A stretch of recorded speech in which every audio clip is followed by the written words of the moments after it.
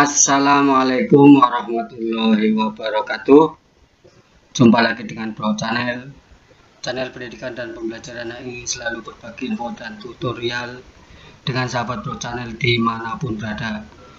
Oke, pada kesempatan kali ini Bro Channel akan membahas prediksi soal tes P3K dan tes CPNS tahun 2021 untuk kompetensi teknis pedagogis. Nah, ini berkenaan dengan ini untuk guru honorer ya. Jadi teknisnya teknis pedagogis. Nah, kompetensi pedagogis ini kan berkenaan dengan ya adalah dasar kependidikan dan karakteristik teori belajar, kemudian perencanaan dan pelaksanaan pembelajaran, kemudian ada evaluasi dan tindak lanjut. Nah, ini hal-hal yang akan diujikan pada kompetensi teknis ini. Jadi perlu dipersiapkan sedini mungkin sehingga akan mudah dalam mengerjakan soal-soal. Oke, sahabat Bro Channel dimanapun berada, tonton video ini sampai habis. Dan bagi yang baru saja bergabung dengan channel ini, silakan subscribe, klik pada like, dan beri komentar yang dapat membangun keberadaan channel ini. Oke, sahabat Bro Channel dimanapun berada, untuk lebih menyingkat waktu, mari kita buka soal prediksi nomor 1. Guru harus memiliki pemahaman akan sifat, ciri anak didik, dan perkembangannya, mengerti beberapa konsep pendidikan yang berguna untuk membantu siswa, menguasai beberapa metodologi pengajar yang sesuai dengan bahan dan perkembangan siswa, serta menguasai sistem evaluasi yang tepat dan baik yang pada gilirannya semakin meningkatkan kemampuan siswa. Hal ini termasuk dalam jenis kompetensi A, kompetensi pedagogik, B, profesional, C, kepribadian, dan D, sosial. Nah, di sini untuk menjawab soal ini, karena ini berkenaan dengan penguasaan metodologi ya, kemudian mengerti perkembangan siswa dan lain sebagainya, ini kita masuk, berarti jawaban yang tepat itu adalah kompetensi pedagogik. Nah, kita coba lihat kunci jawabannya. Ya, kunci jawabannya adalah A, kompetensi pedagogik. Nah, kompetensi yang dimiliki seorang guru itu harus ada 4 kompetensi yang akan dinilai ya: profesional, pedagogik, sosial, dan kepribadian. Oke, untuk nomor 1 jawabannya A. Sekarang nomor 2. Guru disyaratkan memiliki sifat yang jujur, berbudi luhur, dewasa, beriman, bermoral, kemampuan mengaktualisasikan diri seperti disiplin, tanggung jawab, peka, objektif, luas, berwawasan luas, dapat berkomunikasi dengan orang lain. Nah, hal ini termasuk dalam jenis kompetensi A, pedagogik, B, profesional, C, kepribadian, D, sosial. Nah, soal di sini ini berarti berkenaan dengan sifat-sifat seorang guru, sehingga di sini masuknya pada kepribadian guru. Maka jawaban yang tepat menurut saya adalah yang C ya. Nah, yang C ini berarti kompetensi kepribadian. Nah, kompetensi kepribadian ini artinya bahwa dalam menjalankan tugas dan fungsinya, seorang guru harus menunjukkan sikap dan pribadi yang baik. Nah, ini ada dewasa, beriman, bermoral, dan lain sebagainya. Nah, sekarang kalau kompetensi profesional, berarti seorang guru harus memiliki kemampuan dalam mengelola proses belajar mengajar. Kemudian ya, berarti di sini harus mampu mengelola kelas dan menguasai materi, strategi mengajar, dan penggunaan media belajar. Ini kompetensi profesional. Sedangkan pedagogik tadi erat kaitannya dengan siswa, bagaimana supaya siswa bisa meningkat kemampuannya setelah diajar. Kemudian kalau kompetensi sosial, berarti guru harus mampu berkomunikasi dan berinteraksi dengan warga sekolah maupun warga di mana guru tersebut berada. Nah, kemampuan ini ya dapat dilihat dari pergaulan sosial guru dengan siswa, dengan rekan guru, dengan masyarakat di sekitar. Nah, ini kompetensi sosial. Soal nomor 3. Salah satu prediksi yang dapat diambil dari hasil analisis butir soal termasuk kategori sukar, yaitu A. Pengecoh butir soal tidak berfungsi. B. Sebagian besar siswa telah memahami materi yang ditanyakan. Sebagian siswa menjawab benar soal butir tersebut. Kemudian D. Butir soal itu mungkin salah kunci jawaban. D. Tidak ada jawaban yang benar. Nah, di sini kategori soal sukar atau mudah itu dilihat dari tingkat kesukarannya. Nah, berarti di sini ada kemungkinan jawabannya itu karena apa? Pengecoh butir soal itu tidak berfungsi sehingga tidak bisa membedakan istilahnya siswa yang pandai, yang sedang ataupun yang kurang. Nah, jawabannya adalah A. Pengecoh butir soal itu tidak berfungsi. Nah, di sini ada pendapat dari Lin and Groenland yang menyatakan bahwa tes yang bermutu itu harus memenuhi 3 karakteristik. Pertama, validitas, yaitu ketepatan interpretasi hasil prosedur pengukuran. Kemudian reliabilitas, konsistensi hasil pengukuran. D. Usabilitas, artinya praktis prosedurnya. Nah, ada juga pendapat lain yang mengatakan bahwa soal yang baik harus validitas, berarti valid ya, sahih ya. Kemudian, nah sahih di sini artinya tepat mengukur apa yang hendak diukur. Kemudian reliable, konsisten, digunakan pada saat ini ataupun pada saat yang akan datang. Nah, ini biasanya soal-soal yang sudah distandaris, namanya standaris tes. Kemudian ada juga dilihat dari tingkat kesukaran dan daya pembeda. Soal sukar biasanya bisa membedakan antara yang kurang, sedang, dan yang pintar. Soal yang sukar lebih banyak dijawab salah oleh siswa dalam suatu kelas, itu dikatakan sukar.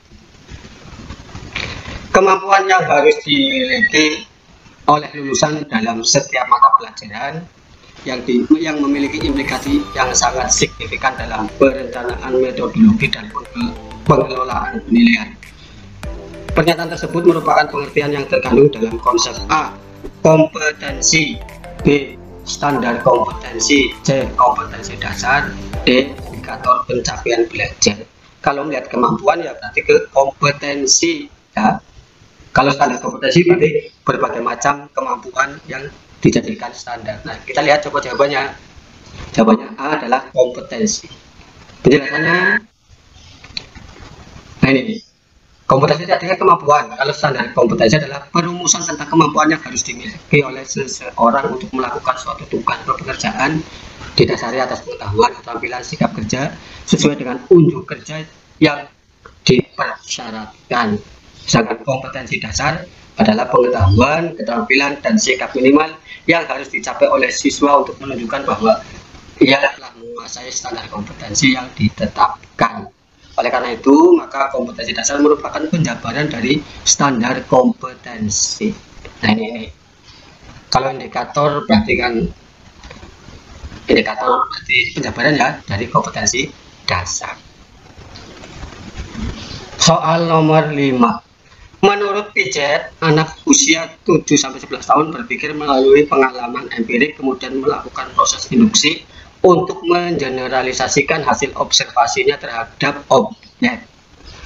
Berdasarkan pendapat Piaget ini, maka untuk anak usia 7-11 tahun, pertanyaannya A. Pembelajaran sains dapat diintegrasikan dengan pelajaran bahasa.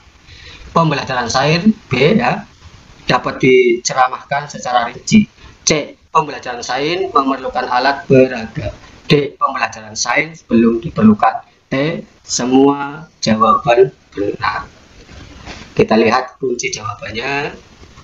B. Berarti pembelajaran sains dapat diceramahkan secara rinci. Kenapa? Kita lihat ciri-ciri anak usia 7-11 tahun ya, menurut pendapat Piaget. Nah, Piaget membagi perkembangan anak ya, pertumbuhan anak menjadi 4 tahap sensori motorik, kemudian preoperasional, kemudian operasional konkret, dan operasional formal. Nah, tadi di sini yang ditanyakan 7 sampai 11 berarti operasional konkret. Nah, ciri-cirinya apa? Sudah mampu mengelompokkan objek atau situasi tertentu dan mengurutkan sesuatu. Kemudian kemampuan dalam mengingat dan berpikir logis juga semakin meningkat. 3. Memahami konsep sebab akibat secara rasional dan sistematis. 4. Mulai dapat belajar membaca dan matematika. Jadi di sini jawaban yang tepat menurut kuncinya adalah B. Dapat diceramahkan secara rinci. Kenapa? Karena sudah bisa mengelompokkan objek dan situasi tertentu, kemudian bisa mengingat dan berpikir logis dan lain sebagainya. Ini alasannya. Untuk membedakan karya tulis ilmiah dan karya tulis bukan ilmiah, seseorang dapat mengkaji berbagai aspek tulisan. Salah satu aspek yang dapat digunakan sebagai pembeda adalah A. Ragam bahasa yang digunakan, B. Sistematika tulisan, C. Panjang tulisan, D. Pengarang, E. Ada 3 jawaban yang benar. Nah, kita lihat yang bisa membedakan antara karya tulis ilmiah dan bukan ilmiah.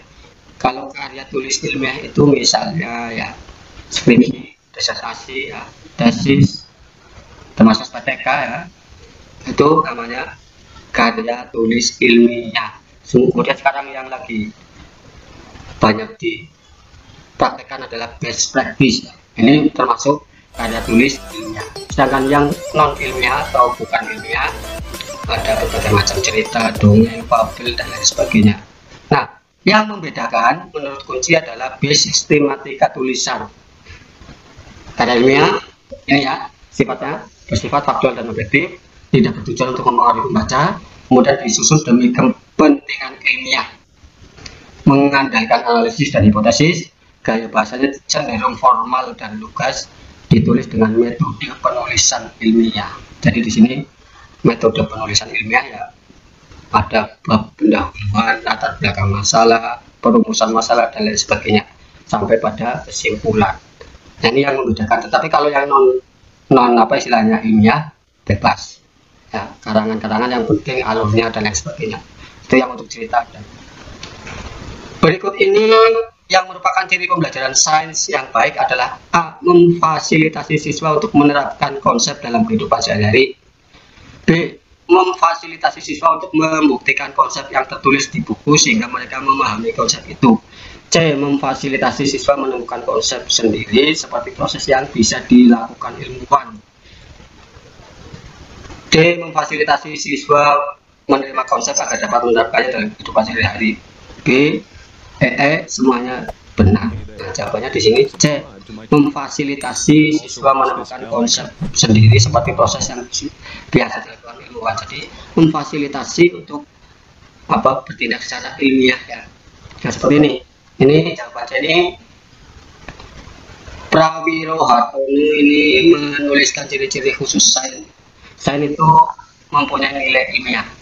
Jadi menggunakan metode ilmiah dan harus menanamkan sifat-sifat seorang ilmuwan, objektif, jujur, tekun, teliti ya, dan lain sebagainya. Sehingga di sini mempunyai nilai ilmiah. Kemudian sistematis. Kemudian sains itu juga pengetahuan teoritis dan praktis.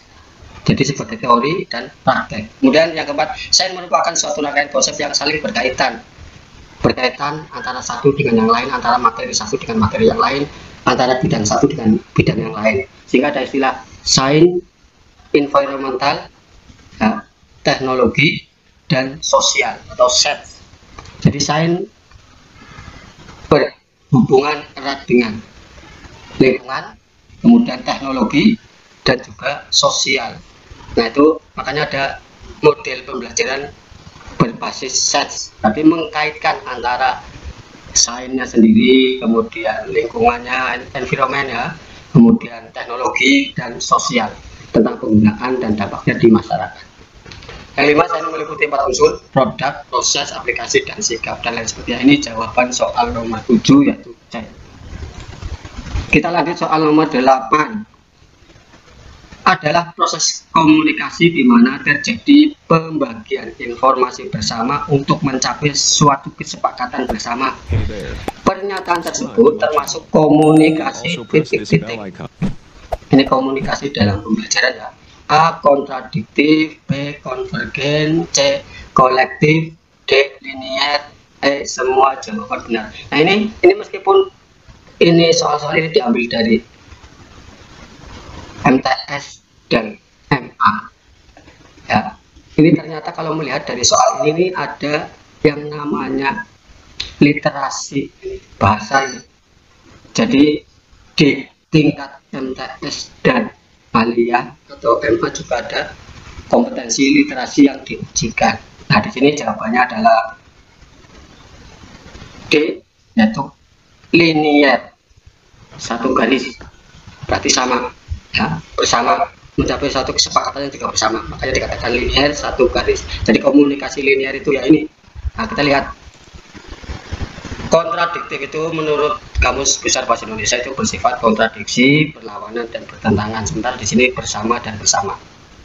Konvergensi, nah ini artinya keadaan menuju suatu atau satu titik pertemuan.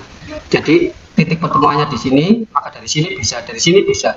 Kalau kita ibaratkan begini, ini titiknya, tapi kita bisa dari sini, ya, atau bisa dari sini, ya, atau bisa dari sini. Yang penting nanti bertemu pada suatu titik.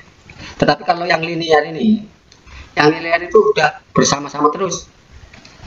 Nah ini, kemudian kolektif artinya bersama atau gabungan. Nah ini linear terletak pada satu garis lurus. Jadi, nah garis lurus, jadi selalu bersama-sama. Nah, thank you. Ini berarti soalnya untuk video ke-6 ini hanya 8 soal. Nah ini saja barangkali yang bisa Bro Daniel sampaikan. Mohon maaf bila ada kekurangan dan kesalahan. Wabillahi taufiq wal hidayah. Assalamualaikum warahmatullahi wabarakatuh.